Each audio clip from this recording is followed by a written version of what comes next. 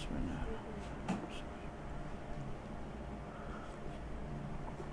Alhamdulillah.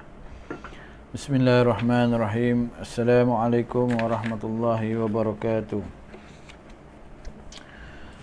Al-Fatihah ila Nabi Mustafa Rasulullah sallallahu alaihi wasallam wa ila kafatil anbiya'i wal mursalin wa ila jami'il muslimin wal muslimat wal mu'minina wal mu'minat wa binatil qabuli wa husulil ma'mul wa binatil shifa' min kulli amradi wa binatil qada'i hawajid dunya wal akhirah wa binatil fawzi bi husnil khatimah indal maut. Al-Fatihah. A'udzu billahi minasy syaithanir rajim. Bismillahirrahmanirrahim. Alhamdulillahi rabbil alamin arrahmanir rahim maliki yaumiddin iyyaka na'budu wa iyyaka nasta'in ihdinas siratal mustaqim siratal ladzina an'amta 'alaihim ghairil maghdubi 'alaihim waladdallin amin. Rabbi shrah li sadri wa yassir li amri wahlul 'uqdatam min lisani yafqahu qawli. Subhanaka la ilma lana illa ma 'allamtana innaka antal alimul hakim. Wala haula wala quwwata illa billahil aliyyil azim. Wala haula wala quwwata illa billahil aliyyil. Wala haula wala billahil aliyyil azim. Amma ba'd. Alhamdulillah, bersyukur kita pada Allah Ta'ala diberikan Allah keizinan untuk berkongsi kebaikan, menasihati demi untuk mencari keredaan Allah Ta'ala, menjalankan sunnah Nabi Muhammad sallallahu alaihi wasallam. Hari ini kita berbicara tentang hadis mengapa dunia Islam menjadi sasaran permusnahan. Ini ditulis oleh guru kita Syekh Ahmad Fahmi Zamzam hafizallahu ta'ala. Menjadi asbab juga membaca kitab ini supaya diizinkan Allah, direzekikan Allah kesihatan buat guru kita semua, bertambah sihat untuk meneruskan dakwah beliau yang kita rindu tentang dengan mendengar mutiara-mutiara ilmu daripada beliau sendiri, yakni Syekh Ahmad Fahmi Zamzam hafizallahu ta'ala. Qala mu'allifu hafizallahu ta'ala wa nafa'ana bihi wa bi'ulumi fid daraini amin Allahumma amin. Daripada Ummul Mukminin Zainab binti Jahsin, yakni isteri baginda Nabi sallallahu alaihi wasallam, beliau berkata, pada suatu hari Rasulullah sallallahu alaihi wasallam masuk ke dalam rumahnya dengan keadaan takut sambil bersabda, la ilaha illallah wailul lil arabi min syarri qad iftar, yakni la ilaha illallah, celaka binasa bagi bangsa Arab daripada kejahatan malapetaka yang sudah hampir menimpa mereka. Pada hari ini telah terbuka dari dinding Ya'juj dan Ma'juj seperti ini, yakni Nabi memberi isyarat menemukan hujung ibu jari dengan hujung jari yang sebelahnya, jari telunjuk, isyarat macam ni. Nabi tunjuk isyarat bulat, seperti kita kata seperti saiz duit 50 sen lah. Yang dengan itu baginda mengisyaratkan seperti bundaran bulat. Saya, yakni Zainab binti Jahsin radhiyallahu anha, bertanya, ya Rasulullah, apakah kami akan binasa sedangkan di kalangan kami masih terdapat orang yang soleh? Lalu Nabi SAW bersabda, ya, jika kejahatan sudah terlalu banyak. Riwayat Bukhari dan Muslim rahimahullahu ta'ala. Jazallahu anna Sayyidina Muhammad sallallahu alaihi wasallam ma huwa alu. Hadis ini Nabi bercerita 1400 tahun dahulu.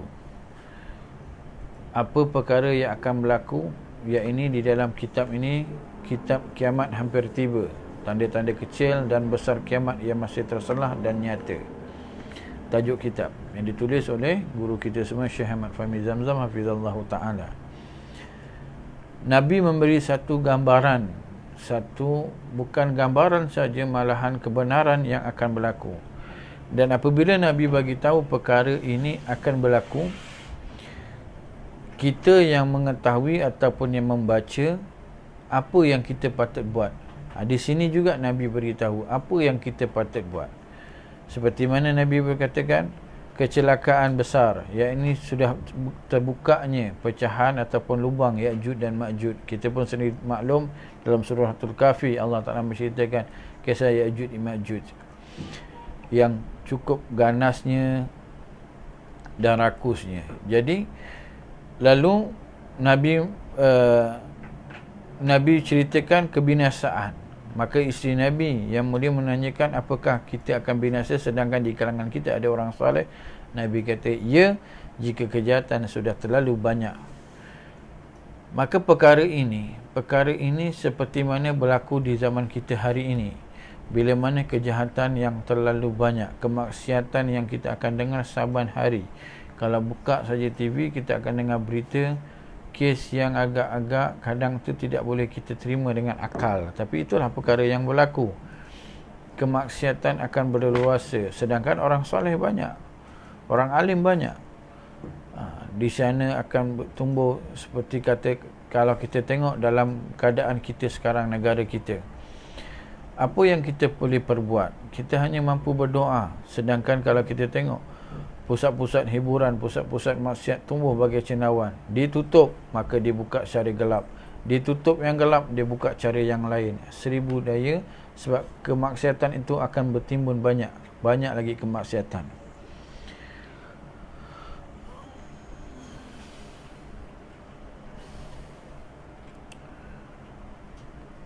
Walaupun keadaan orang soleh itu akan terpalit dengan asbab kemaksiatan yang terlalu banyak, maka kebinasaan itu akan berlaku. Ini di dunia, tapi di akhirat itu balasan itu berbeza. Yang orang soleh akan duduk dengan kedudukan kesolehannya, iaitu kedudukan dia di sisi Allah Ta'ala itu mulia, maka dia akan duduk dengan kemuliaannya. Di dunia itu kemusnahan yang rata kita lihatkan. Itu kadang-kadang macam peristiwa yang berlaku dahulu, peristiwa di tsunami. Kita mengatakan orang di Aceh begini dan begitu, memfitnah berbagai-bagai. Kata ulama, takut-takut dosa yang kita perbuat, maka bala itu Allah tunjukkan di sana untuk kita ambil iktibar, untuk kita ambil tahu, dan perkara ini boleh jadi juga dekat kita. Nah, hari ini berlaku satu dunia tentang krisis COVID, tentang yang berlaku sekarang kat negara kita, iaitu isu banjir. Habis di Malaysia, di Pahang, kemudian pergi belah Sabah, dan sekarang ini berlaku di bahagian Indonesia, sedang banjir. Jadi seperti yang kita biasa berbicara, semua ini adalah atas kesalahan diri kita sendiri. Kemaksiatan yang terlalu banyak, perpecahan yang amat-amat banyak, orang Melayu dengan orang Melayu berpecah, saling tuduh menuduh, kejahatan, pembohongan, tapi mengakunya Islam, tapi bohongnya sangat-sangat luar biasa. Antara ciri orang yang beriman, bohong ini tidak ada pada diri mereka. Itu ciri orang beriman. Mereka boleh terjebak dalam kemaksiatan, tapi untuk menjadi seorang pembohong, tidak. Itu ciri orang yang beriman. Keterangan di sini, hadis di atas menerangkan bahawa apabila di suatu tempat atau daerah sudah terlalu banyak kejahatan, kemungkaran dan kefasikan, maka kebinasaan akan menimpa semua orang yang berada di tempat itu. Ia bukan menimpa kepada orang yang jahat sahaja, tetapi juga orang yang soleh akan turut dibinasakan. Walaupun pada hari kiamat nanti masing-masing akan diperhitungkan mengikut amalan yang telah dilakukan.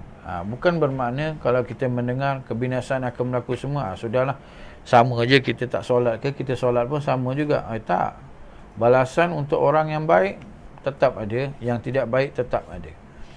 Itu keadilan Allah Ta'ala yang maha agung, maha tinggi.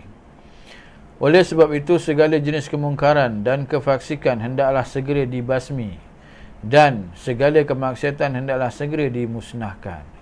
Sebab itulah kita kadang-kadang, saya bercakapnya mengikut spek kita sekarang ini, bukan cerita di belakang, tidak, spek kita sekarang ini.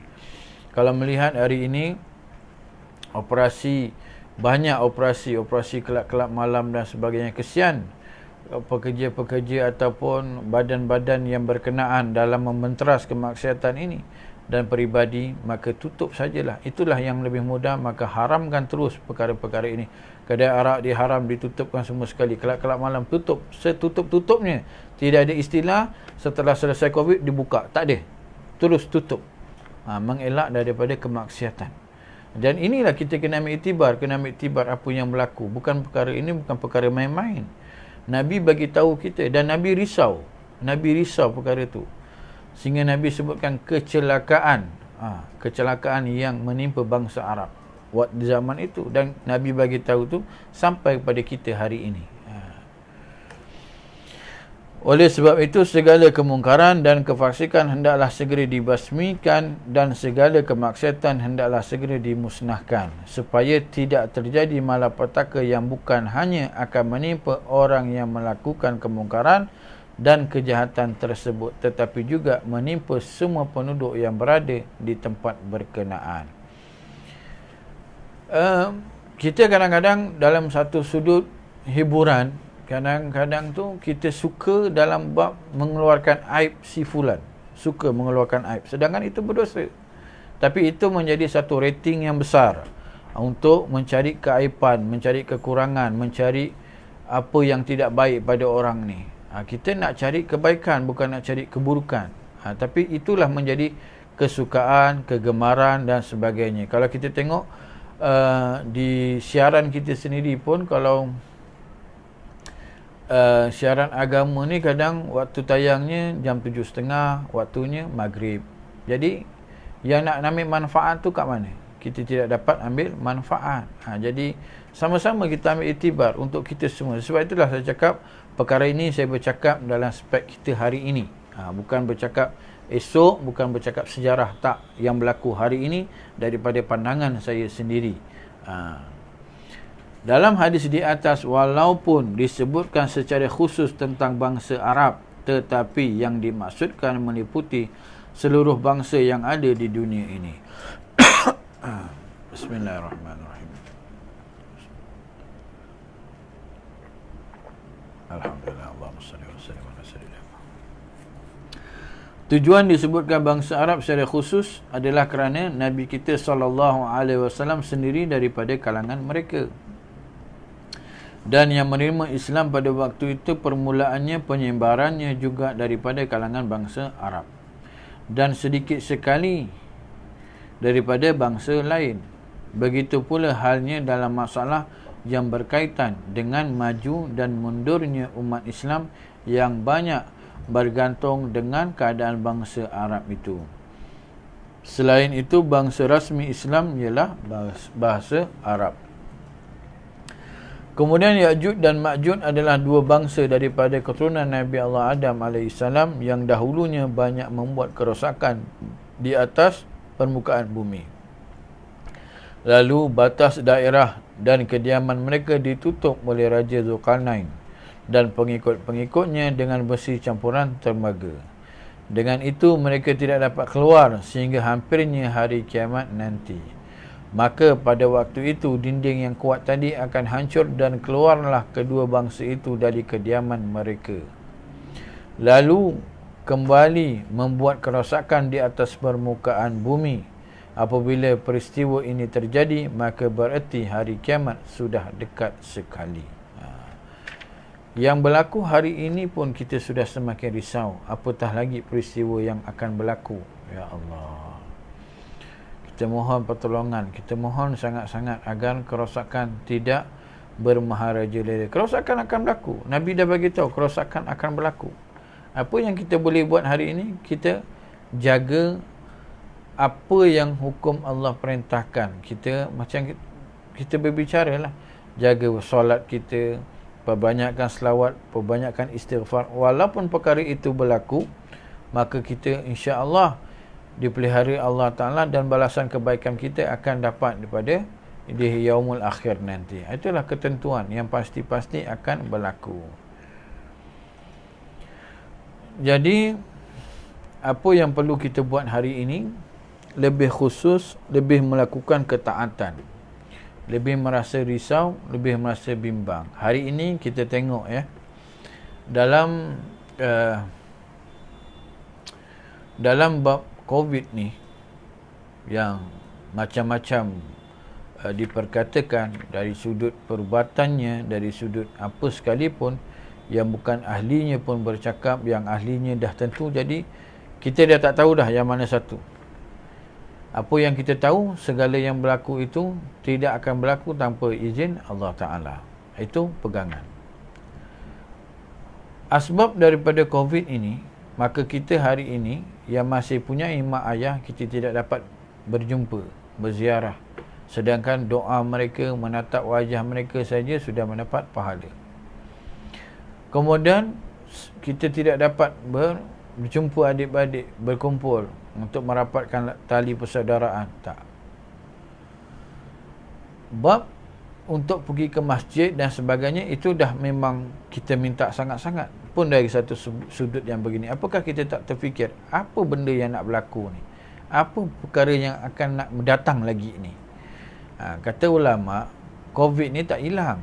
Cuma kita belajar hidup dengan dia. Dia nak hidup dengan alam kita ni dan kita belajar hidup dengan dia. Dan dia pun makhluk Allah Ta'ala, yang Allah Ta'ala perintahkan dia. Dia atas perintah Allah tu. Bukan bermakna kita boleh. Itu sebabnya istilah, kadang-kadang kita guna istilah ni ikut suka kita sebenarnya. Yang bukan orang Islam, khair lah. Bukan orang Islam. Yang Islam ini, sedia maklum bagaimana keadaannya kita nak jaga kita ni macam mana. Apa yang kita boleh buat kita jaga kita. Kita nak pakai mask ni pun atas izin Allah Ta'ala. Belum tentu. Kadang-kadang kita pakai tersangkut, boleh terputus balik mask kita tu. Tahu-tahu kita turun tanpa berpakai mask. Boleh? Semuanya dalam takdir Allah Ta'ala. Jadi kena pegang elok-elok. Semuanya Allah yang jaga kita. Bila mana kita jaga agama Allah Ta'ala, Allah akan jaga kita. Sungguh pun kalau orang kata, oh jaga macam mana pun kena juga. Dah takdirnya Allah begitu. Seperti kata guru kita semua, Kiai Haji Ajim Jinam Setiar. Kata beliau kena COVID sama dengan almarhum Ustaz Ali Jabir rahimallahu ta'ala, Syekh Ali Jabir. Kemudian beliau mengatakan sudah dalam takdir Allah Ta'ala, maka saya kena. Maka dalam takdir Allah juga nanti insya-Allah saya akan sembuh. Itulah. Pegangan itulah yang nak dipegang, bukan asbab apa-apa, tidak. Kemudian seluruh dunia akan datang mengerumuni dunia Islam. Ini memang berlaku. Daripada Sauban radhiyallahu an, beliau berkata, Rasulullah sallallahu alaihi wasallam bersabda,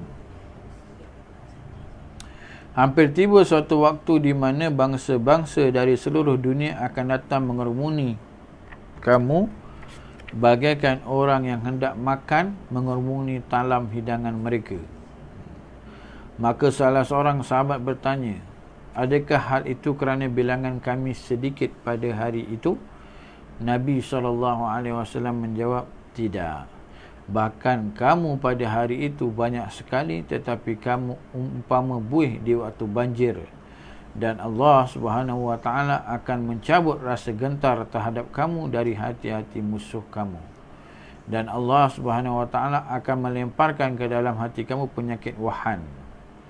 Seorang bertanya, apakah penyakit wahan itu wahai Rasulullah? Nabi menjawab, cinta dunia dan takut mati. Ini kalau nak diceritakan dalam bahasa saya sendirilah. Ini hadis Nabi dalam penerangan tentang cinta dunia ni, takut mati ni, Allah memang takutlah dengannya. Cinta dunia. Maka di sini disebutkan keterangannya. Memang benar apa yang disabdakan oleh junjungan besar Nabi Muhammad sallallahu alaihi wasallam. Keadaan umat Islam pada hari ini benar-benar menggambarkan apa yang disabdakan oleh Rasulullah sallallahu alaihi wasallam, di mana mereka mempunyai jumlah penganut yang banyak, iaitu lebih 1 juta orang, iaitu 1/5 penduduk dunia. Tetapi mereka ini statistik waktu yang dikira lah. Tetapi sekarang kita tak tahu jumlah yang sebenar, tak tahu. Tetapi mereka sering menjadi alat permainan bangsa-bangsa lain. Mereka ditindas dan diinjak-injak. Mereka dibantai dan dibunuh dengan cara yang sangat hina. Bangsa-bangsa dari seluruh dunia, walaupun berbeza agama, namun mereka bersatu untuk melawan dan melumpuhkan kekuatan Islam. Sebenarnya sebab kekalahan kaum muslimin berpunca daripada dalam diri mereka, iaitu adanya penyakit Wuhan yang merupakan penyakit campuran daripada dua unsur yang terdapat dalam diri manusia, iaitu cintakan dunia dan takut mati. Ini bermaksud bahawa mereka terlalu banyak memikirkan kehidupan di dunia sehingga tidak membuat persediaan untuk berhadapan dengan negeri akhirat, dan kurangnya kesedaran mereka untuk berkorban memperjuangkan agama Allah Ta'ala. Kita berdoa semoga Allah Ta'ala menurunkan pertolongannya kepada kaum muslimin dan memberikan kepada mereka kemenangan di dunia dan di akhirat. Amin Allahumma amin. Hubbud dunya wa kariha hiyatul maut. Cintakan dunia dan takut mati. Cari dunia macam kita tak mati. Cari dunia macam kita tak mati. Kemudian bila dah terlalu banyak harta dunia, tak tahu nak buat apa. Bila mati, yang hidup maka akan berbalah. Maka berlakulah tuntut menuntut dan sebagainya. Sebab itulah ulama, para ulama, para salafun salih, mereka tidak risau kerana apa yang mereka cari adalah akhirat. Bukan bermakna cari akhirat buang dunia, tidak. Kita hidup di dunia kan, maka adanya dunia, maka kita gunakan dunia itu untuk akhirat. Bukan bermakna dunia yang kita cari ini sampai kita lupa bab akhirat. Sebagai contoh yang disebutkan akhirat ini, yang disebutkan takut mati ini, pertamanya dari segi kalau bab ibadah, kita mencari dunia kadang sampai kita lupa waktu solat. Kadang kita solat dalam keadaan yang paling ringkas kita solat. Cuma bila kita berya-ya nak solat ni, bila kita nakkan sesuatu, mungkin projek tu kita nak minta lulus, segala ustaz, segala imam kita mesej untuk minta tolong doa sebab nak lulus projek. Itu lepas tu alhamdulillah, syukur, terima kasih, dah lulus dah. Lepas tu kembali pada asal balik. Jadi solat kita cukup yang cepat. Segala-galanya kita nak cepat, segala-galanya nak cepat. Tapi dalam bab dunia tidak. Siang, malam, pagi, petang, kalau boleh mesyuarat, kita nak mesyuarat sebab nak carikan dunia. Tapi untuk kalau kita nak duduk majlis ilmu daripada pagi sampai ke malam, tak boleh, badan saya sakit, saya tak boleh nak duduk lama, macam-macam lah, 1001 macam alasan. Jadi kalau nak datang pula, kena ada tempat yang khas untuk duduk khas, tetamu khas. Tidak begitu. Itulah ciri, maka kita akan dikeroyok oleh bangsa-bangsa asing. Dan sekarang sedang berlaku. Bagaimana negara dunia melihat Islam hari ini. Bukan makna Islam agama Allah pelihara agama ni. Hari ini kita dengar satu berita gembira kan. WHO W kan silap cakap kan, W apa pula kan, WHO mengiktiraf Madinah sebagai kota negeri selamat, kota bandar selamat. Bandar selamat. Kita bangga dengar sebab di sana adanya jasad yang mulia, iaitu jasad Sayyidina Rasulullah sallallahu alaihi wasallam dan para sahabat yang agung. Jadi bukan bermakna Mekah itu tidak mulia, tidak, tapi nak cerita hari ini dunia mengiktiraf. Dunia mengiktiraf. Yang mengiktiraf ni WHO. Bacaan penuh dia saya tak tahu. World apa saya tak tahu. Tapi WHO mengiktiraf. Jadi alhamdulillah, kita patut rasa bangga bila dengar berita tu. Alhamdulillah, terus kita teringat Sayyidina Rasulullah sallallahu alaihi wasallam. Mudah-mudahan Allah Taala rezekikan kita untuk kita semua berziarah pada Nabi sallallahu alaihi wasallam. Kemudian ilmu agama akan beransur-ansur hilang. Hilang macam mana?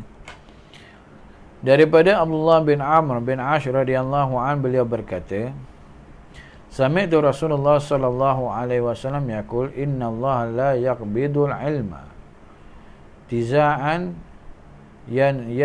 yansazi'u minan nas, walakin yaqbidul ilma biqabdil ulama. hatta idza lam yatruk aliman attakhadhan nasu ru'usan juhala fasu'ilu faaftau bighairi ilm fadallu wa adallu. Rawahu Muslim. Aku mendengar Rasulullah sallallahu alaihi wasallam bersabda bahawasanya Allah Subhanahu wa taala tidak akan mencabut menghilangkan ilmu dengan sekaligus daripada dada manusia. Tetapi Allah akan menghilangkan ilmu agama dengan mematikan para ulama. Maka apabila para ulama sudah tiada, orang ramai akan memilih orang yang jahil sebagai pemimpin mereka. Maka apabila pemimpin jahil itu ditanya, mereka akan berfatwa tanpa ilmu pengetahuan, lalu mereka sesat dan menyesatkan orang lain. Riwayat Muslim. Dan ini berlaku. Meninggalnya para ulama adalah musibah buat umat. Jadi hari ini orang sudah jarang untuk rujuk pada orang alim. Kadang-kadang mereka jawab sendiri. Saya nanti kalau tanya syekh ni sekarang, mesti syekh ni tak setuju. Saya kalau tanya ustaz ni, mesti ustaz ni tak setuju. Saya tanya orang lain apa pendapat. Dan orang ini bukan ahlinya. Dan orang yang bertanya ini ada kepentingan jika mana orang ini menang ataupun orang ini duduk di suatu tempat itu, kedudukan tu. Kalau ditanya pada orang yang tidak ada kepentingan, maka akan dijawab dengan yang benar. Akan dijawab dengan yang benar. Maka kalau dikatakan tidak boleh, tidak boleh. Kalau dikatakan boleh, boleh. Itu saja. Bukan ada alasan kenapa tak boleh. Kenapa? Kalau boleh, okey, alhamdulillah. Kalau boleh, saya harapkan saya boleh lah. Nanti kalau boleh adalah sumbangan sikit. Itu tak ada cerita dah tu. Itu jawapannya mesti akan boleh. Jadi untuk nak rujuk pada orang soleh, walaupun kita nak jadi apa sekalipun, nak pegang ketua jabatan apa sekalipun, maka rujuk pada orang soleh. Boleh tak saya ni? Boleh tak saya ni? Orang-orang soleh, orang alim ni ada pandangan mereka. Pandangan mereka tak sama dengan kita. Tak. Jangan. Mereka sama manusia macam kita, tapi kedudukan mereka di sisi Allah Ta'ala berbeza. Jangan kita lihat pada umur. Oh ni umur muda, saya umur orang tua, kenapa saya nak jumpa dia? Tak. Umur itu adalah kiraan dunia, umur. Tetapi ilmu, kedudukan di sisi Allah Ta'ala sangat-sangat berbeza. Jadi kena berjumpa. Bukan main WhatsApp, main call-call, tak. Berjumpa dengan orang alim.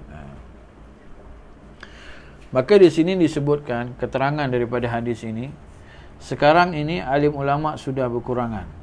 Sudah berkurangan. Satu demi satu pergi meninggalkan kita. Sama ada kita sedar atau tidak sedar lah. Kalau kita cinta pada orang alim, maka kita akan sedar, perginya orang alim. Kalau kita cinta pada orang-orang selain daripada mereka, maka kita akan tahulah, hari ni ramai dah, sekian-sekian meninggal. Tetapi bila kita dengar tentang meninggalnya orang alim, maka kita akan risau. Kalau peribahasa ada mengatakan patah tumbuh hilang berganti, maka peribahasa ini tidak tepat berlaku pada alim ulama. Orang alim bila mana meninggal tidak ada berganti, tak ada. Walaupun anaknya sendiri, walaupun muridnya paling kanan, walaupun apa, tak ada. Kerana kita banyak kehilangan ulama, namun sayang 1000 kali sayang, pemergian mereka tidak dapat digantikan oleh orang lain. Sekiranya ada penggantinya sekalipun, maka tidaklah sehebat mereka yang telah pergi. Mereka hilang dan tidak berganti, sehingga sampai nanti suatu saat permukaan bumi ini akan kosong daripada ulama. La ilaha illallah. Bumi akan kosong dari ulama. Hari ini kalau kita tengok kawasan kampung yang kita tinggal ataupun penempatan yang kita duduk hari ini, kita tahu tak situ ada berapa orang soleh yang ada, berapa orang alim yang ada. Ataupun kita tahu siapa orang paling kaya kat situ. Kalau orang dulu-dulu, banyak dia nak tahu bomoh mana yang paling handal kat kampung tu, pendekar mana yang handal. Tak, zaman ni tak ada dah. Zaman ni kita nak tahu kampung yang kita duduk tu ada tak orang soleh dekat situ. Kita belum jumpa lagi, akan ada nanti bumi akan kosong dengan ulama. Kita tengok kampung tu dulu. Maka meninggalnya orang-orang tua, orang-orang soleh, orang-orang yang ahli ibadah, ahli tahajud.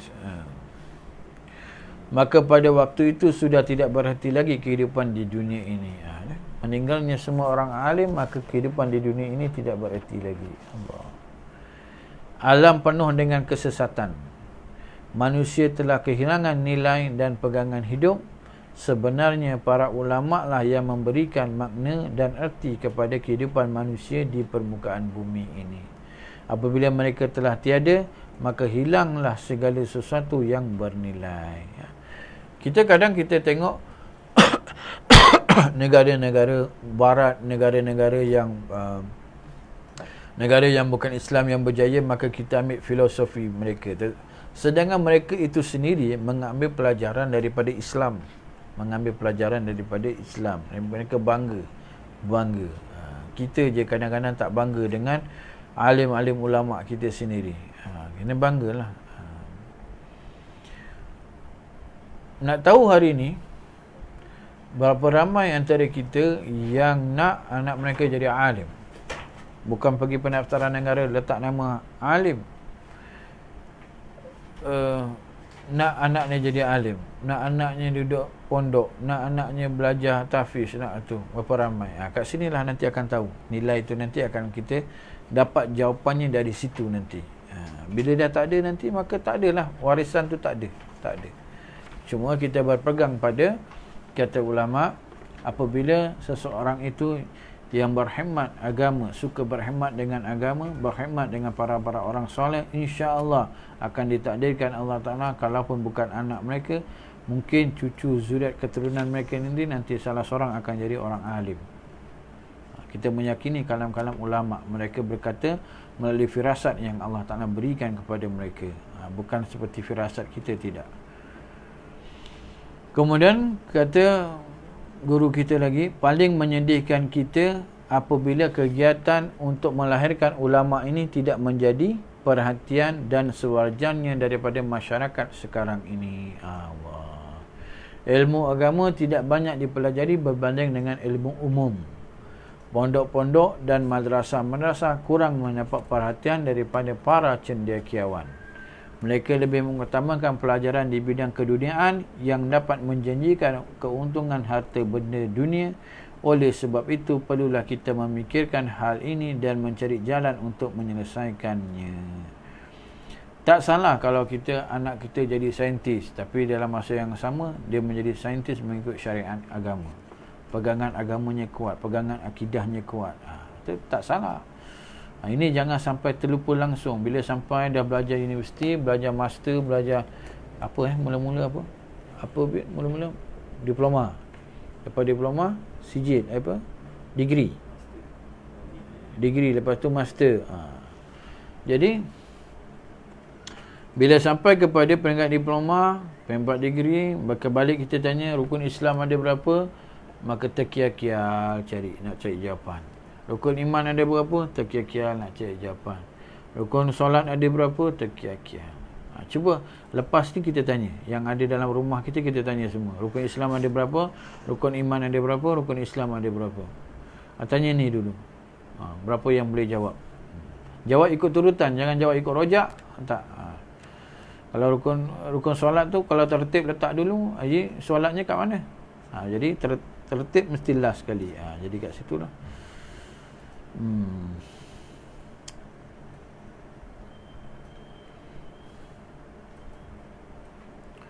Ya Allah, ya Rasulullah. Risau, kita takut. Dan hadis yang terakhir, umat Islam mengikuti langkah-langkah Yahudi dan Nasrani. Riwayat Imam Muslim. Daripada Abu Sa'id Al-Khudri radhiyallahu an, beliau berkata, Rasulullah sallallahu alaihi wasallam bersabda, kamu akan mengikuti langkah-langkah umat sebelum kamu, sejengkal demi sejengkal, sehasta demi sehasta, sehingga jikalau mereka masuk ke lubang biawak sekalipun, kamu akan mengikuti mereka. Lubang biawak, hebat Nabi. Betul lah, kalau kita tengok National Geographic biawak tu memang ada lubang dia sendiri. Memang dia duduk bertelur tu kat lubang ni, ada lubang dia sendiri. Besar mana saiz lubang tu, itulah besar badan dia. Sahabat bertanya, "Ya Rasulullah, adakah Yahudi dan Nasrani yang engkau maksudkan?" Nabi SAW jawab, "Siapa lagi kalau bukan mereka?" Ini golongan Yahudi dan Nasrani yang berlaku kat kita lah hari ini. Mereka jadi mereka macam ni je kat kita. Mereka tunjuk je, buat ni, buat ni, buat ni, buat ni. Mungkin kita kata tidak, tapi dari sudut bila kita melihat sampai ke peringkat atas, ya. Ya. Fashion saja dah habis dah. Fashion saja dah habis. Kita dah ikut budaya Yahudi, budaya Nasrani, dah ikut bab fashion saja. Sebab itulah hari ini tidak jadi masalah kalau kata orang yang datang solat dengan memakai pakaian jersey. Nombor kat mana? Nombor kat belakang, nama kat belakang. Tak jadi apa sebab itu pasukan idola mereka sampai mereka bawa dalam masjid. Tak jadi apa. Tapi perkara itu makruh pada orang lain bila melihat menjadi berdosa, dan dia sendiri pun makruh kat situ memakai pakaian yang bercorak-corak dan sebagainya, yang menjadikan gangguan pada orang lain. Rambut saja sudah jadi trend. Sampai hari ini bila mana PKP ini, sekolah-sekolah, kedai-kedai gunting rambut tidak boleh dibuka lagi, maka anak-anak yang rambutnya belum sempat potong atau belum sempat tukar colour boleh datang ke sekolah. Berwarna-warni lah sekolah. Kesian guru-guru mereka yang mendidik, kesian.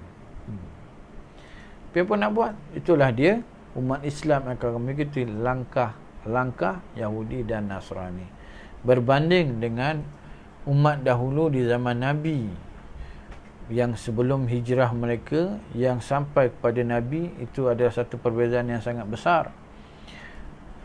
Sebagai contoh, bab aurat saja, kaum muslimat dulu di zaman Nabi tanya bagaimana keadaan Nabi seketika mana Nabi beritahu pada kaum lelaki kainnya ini tidak boleh melebihi mata kaki. Ini kalau kita sebut bahasa kita hari ini, buku ladi, masih para betis. Dan muslimat tanya, bagaimana pula dengan kami? Nabi kata cukup memanjangkan sejengkal. Mereka kata tak boleh sebab waktu berjalan terangkat kain tu nampak kaki. Maka Nabi kata laburkan lagi. Zaman kita hari ini tak nak. Kalau boleh nak pendek-pendek, tak apalah, saya pakai stokin. Pakai seluar, pakai stokin. Kan? Berbeza.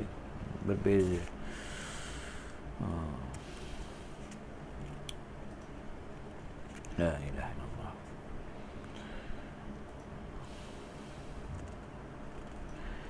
Keterangan, umat Islam akan mengikuti jejak langkah atau gaya hidup orang Yahudi dan Nasrani, sehingga dalam urusan yang kecil, sekalipun termasuk juga dalam urusan yang tidak masuk akal.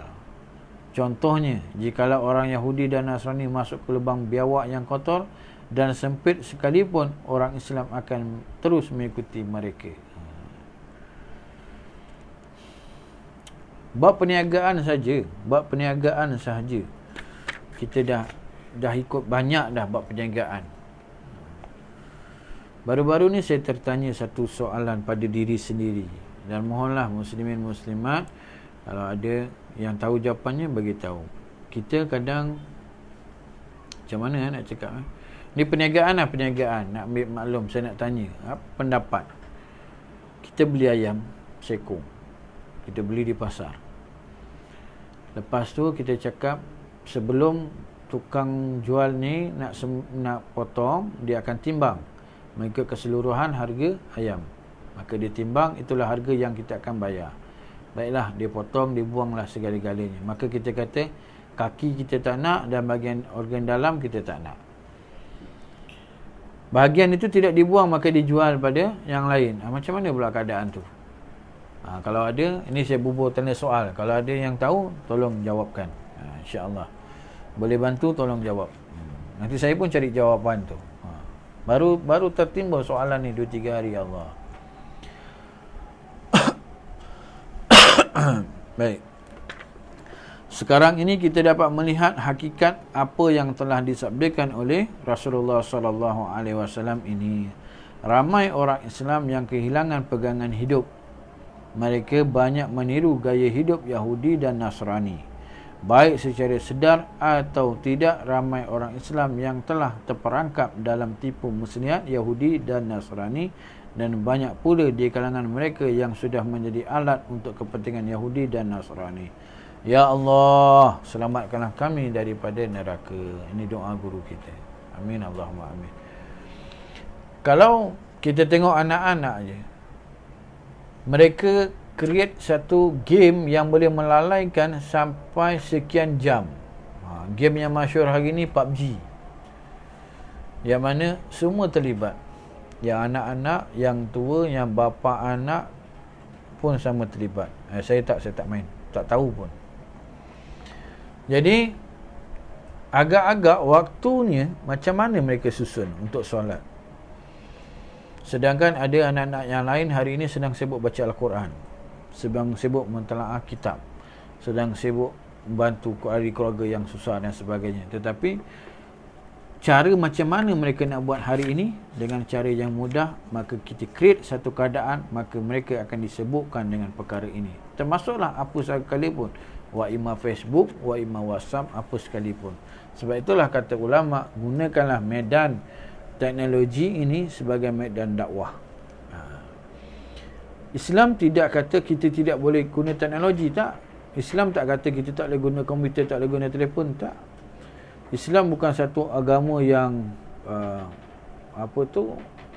kolot, itu tak boleh, ni tak boleh, tak. Cuma gunakan medan tu untuk dakwah, gunakan medan itu untuk kebaikan, gunakan medan itu untuk menambah ubudiah kita pada Allah Ta'ala. Jangan gunakan medan itu untuk banyak maksiat, untuk bermaksiat pada Allah Ta'ala.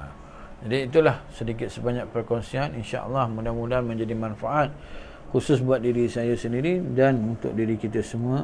Mohon doa buat semua, dan insyaAllah jangan kita lupa berselawat pada Nabi banyak-banyak, dan jangan lupa kita beristighfar dan niat untuk solat witir sekejap lagi, dan niat untuk pertama solat isyak dululah, jangan witir terus, isyak dulu. Solat isyak, lepas tu ba'diyah isyak, lepas tu witir, niat untuk solat tahajud. Mudah-mudahan kita semua diganjarkan Allah Ta'ala, direzekikan Allah Ta'ala untuk kita beribadah. Jadi kita akhiri dengan suratul Asr dan tasbih kafarah. A'udzubillahi minasyaitonirrajim. Bismillahirrahmanirrahim. Wal 'asri innal insana fi khusr illa allazina amanu wa 'amilus shalihat wa tawassaw bil haqqi wa tawassaw bis sabr. Subhanakallahumma wa bihamdika asyhadu an la ilaha illa anta astaghfiruka wa atubu ilaik. Azza wa billahi taufiq. Assalamualaikum warahmatullahi wabarakatuh.